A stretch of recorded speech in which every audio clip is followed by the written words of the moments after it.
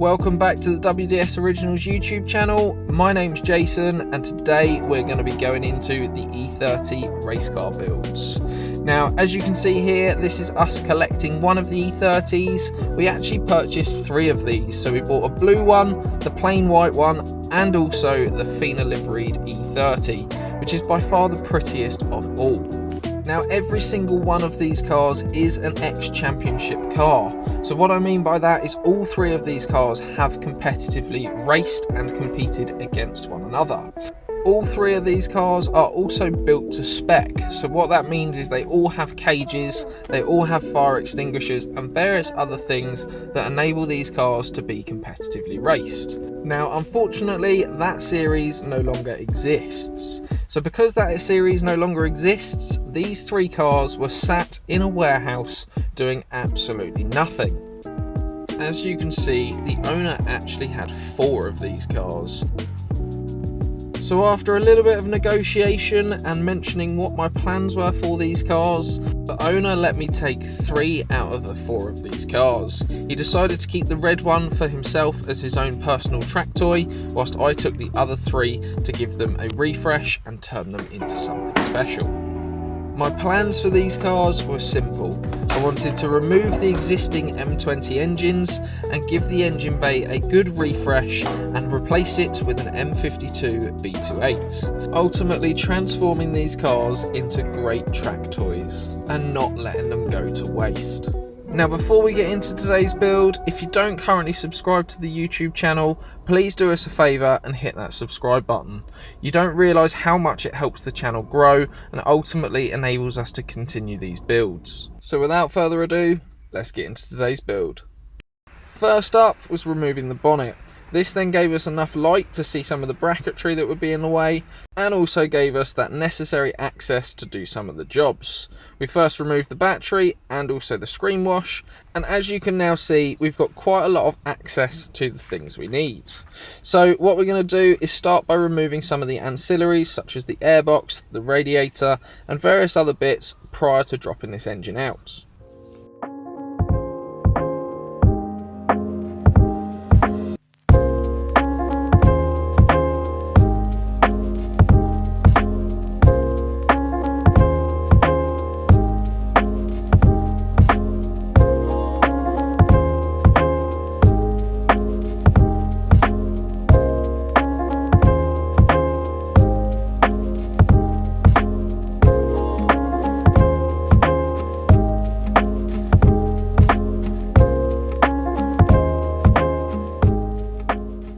Now that we've got that engine out, it's time for us to assess exactly what brackets we need and don't need, and then head over to Toby for him to do the fabrication.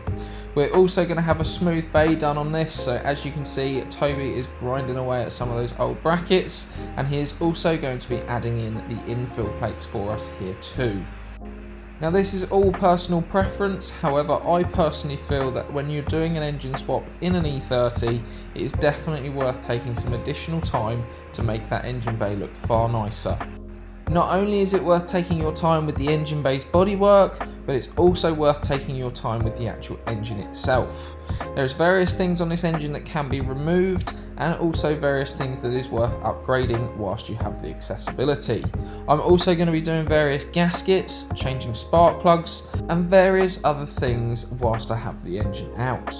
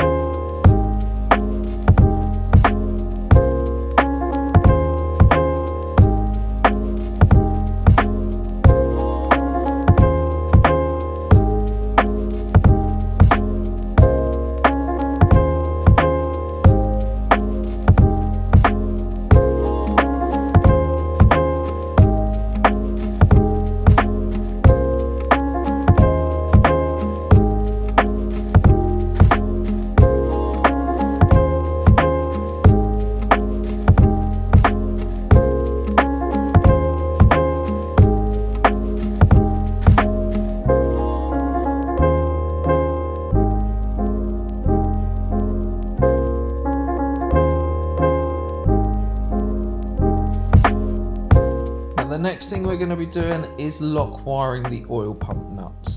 Now this is something that if you are revving engines frequently out to high RPM is highly recommended. The reason for this is they have a common tendency to back themselves off. What this lock wire does is simply stops it from coming undone.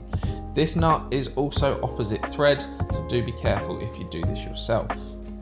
The next thing you can see us doing here then is fitting the E34 oil pickup. So because this engine is going in an E30, we need a front bulge sump, which is commonly found on the E34s. So for this swap, you'll need the E34 sump, pickup and dipstick, and also a few new gaskets. Now we've got the car back from Toby, it's time to do some prep work for paint. So this is being done outside as it is messy. Now it's time to roll the car back inside and get that subframe out and tape up everything we don't want painted. You'll see we've also tucked the fuse box and done various other things to try and make our life easier when it comes to painting this car. Now it's time to give our engine bay a quick prime and then apply the top coat. Now in this particular instance we are using a 2K paint that is the exact same colour as the external of the car. Now I'm no professional painter, but with a quick lick of 2K, this engine bay has come out really nicely. After removing my makeshift paint booth and admiring my work for a minute, it's time to go and get that subframe and bolt that back in the car. Now some of you eagle-eyed viewers will notice the WDS Originals logo has come off the wall and been replaced with WDS Motorsport. Now there is good reason for this, as I've very much considered changing the company name from WDS Originals to WDS Motorsport, simply based on the fact that we're building a lot more track inspired vehicles and also doing a lot more things with track days and various different events. However, you'll be glad to know the name stayed as WDS Originals and we have a separate department now that deals with the motorsport stuff. So if you do see the name changing on the wall from time to time throughout the next few videos, I do apologise for any confusion, but we are still WDS Originals. Here it is then, the M52 B28 E30. Now we've still got a long way to go with this car, but that concludes today's video.